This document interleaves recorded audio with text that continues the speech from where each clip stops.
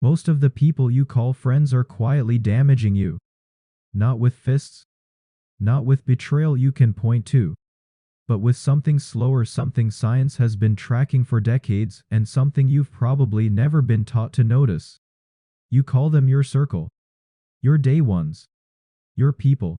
But what if I told you that psychologists who study human relationships have found that the majority of friendships operate on hidden rules of competition, comparison, and quiet resentment, and almost nobody admits it, not even to themselves? Today we're breaking down 7 scientific facts about why so many friendships are secretly toxic. Not the obvious kind, where someone screams at you or steals from you. The quiet kind. The kind that drains you for years while you keep smiling in every photo. Stay until the end, because fact number 6 is the one most people discover far too late, usually after the friendship is already over. Fact 1. Social comparison is built into every friendship, whether you like it or not. In 1954, psychologist Leon Festinger proposed something called social comparison theory. The idea is simple but brutal. Humans don't judge their own worth in isolation. We judge it by comparing ourselves to people close to us. Not strangers. Not celebrities. The people we spend the most time with. This means your closest friends are, whether either of you wants it or not, your default measuring stick. When they get a promotion, some part of your brain isn't just happy for them, it's quietly asking where that leaves you. When they lose weight, get a new relationship, or start making more money, your nervous system registers it as data about your own position in the pack. Researchers later expanded this into what's called the self-evaluation maintenance model. It found that when a close friend outperforms us in an area that matters to our own identity, we don't just feel happy for them, we feel threatened. And that threat doesn't disappear. It gets buried under politeness, under congratulations you don't fully mean, under a smile that costs you more energy than it should. This is why some friendships feel effortless when you're both struggling together, and strangely tense the moment one of you starts winning.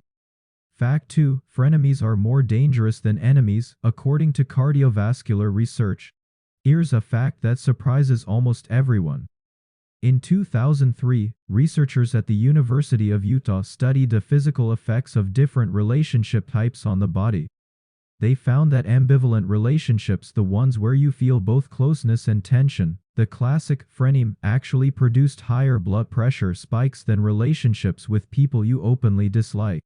Why would a friend hurt you more than an enemy? Because your body has no idea how to prepare. With a clear enemy, your nervous system knows to stay guarded. But with a frenemy, you let your guard down because the label says friend, and then get hit with criticism, comparison, or subtle sabotage when you least expect it. The inconsistency is what makes it toxic. Your body is essentially bracing for an attack that might come from the person sitting right next to you at dinner. This is the biological reason why some friendships leave you more exhausted than a bad day with a total stranger. Fact 3. Most people keep toxic friends out of something called a sunk cost fallacy. If toxic friendships feel so bad, why does almost nobody leave them?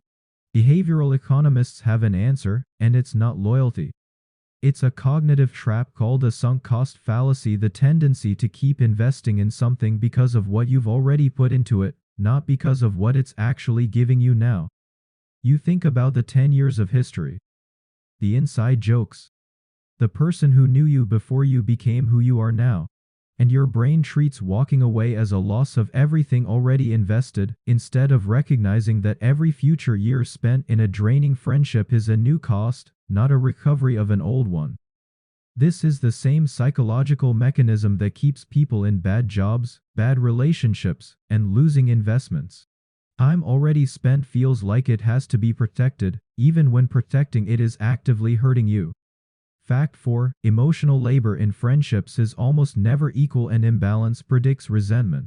Psychologists who study social support have found that friendships run on something called emotional labor, the invisible work of listening, comforting, checking in, and managing another person's feelings.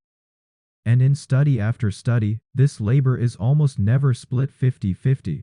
There's usually one person who initiates contact more, who remembers birthdays, who asks, "How are you really doing?" and who absorbs the other person's stress without getting the same in return.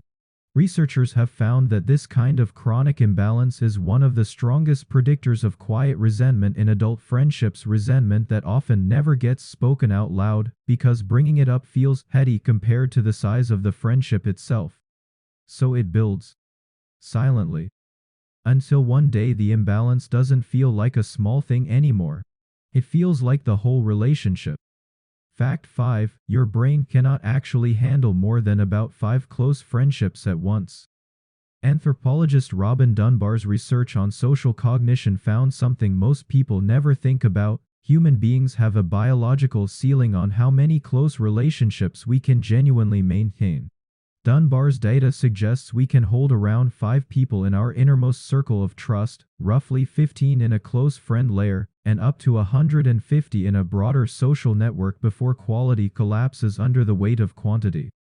This matters because modern life pressures people to maintain dozens of close friendships through social media, group chats, and constant connectivity. But your brain wasn't built for that volume of intimacy.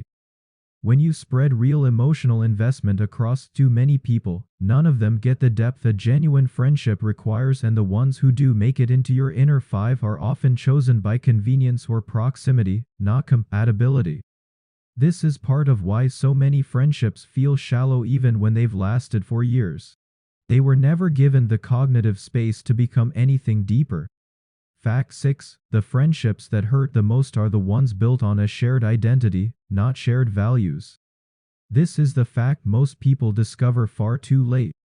Some friendships aren't built on genuinely liking who the other person is.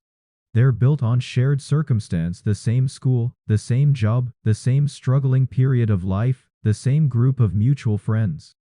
Psychologists call this identity-based bonding, and it can feel incredibly close while the shared circumstance lasts. The problem is what happens when the circumstance changes. When one person grows, changes careers, gets sober, starts healing, or simply becomes a different version of themselves, a friendship built on shared identity often can't survive it. Not because anyone did anything wrong, but because the entire foundation was circumstantial, not value-based. This is why so many people describe losing a friend not through a fight, but through a slow, confusing drift the moment real growth begins. And it's why some friendships quietly start to feel like they're punishing you for changing, instead of celebrating it. Fact 7. Toxic friendships physically shorten the time your body spends in recovery mode. Chronic social stress, the kind produced by ongoing tension, competition, or unpredictability in close relationships, keeps the body's stress response system, the HPA axis, activated more often than it should be. Researchers studying social stress and cortisol have found that people in consistently strained close relationships show elevated baseline stress hormones even outside of any specific conflict. In simple terms, a toxic friendship doesn't just cost you emotionally in the moment of an argument. It keeps your body in a low-grade state of alert during all the quiet moments in between, the moments that are supposed to be recovery. Real rest becomes harder to access because part of your nervous system is still bracing for the next subtle jab, the next comparison, the next disappointment. Over enough years, this is the kind of thing that doesn't just affect your mood. It affects your health. So here's the real question this leaves you with. Not who are your friends, but which of them actually lower your stress levels, and which of them are quietly raising them. Most people have never separated the two.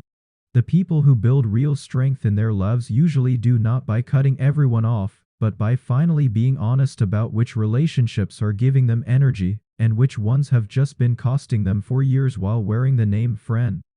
If this gave you a moment of clarity about someone in your own life, you already know which fact hit hardest. Drop the number in the comments.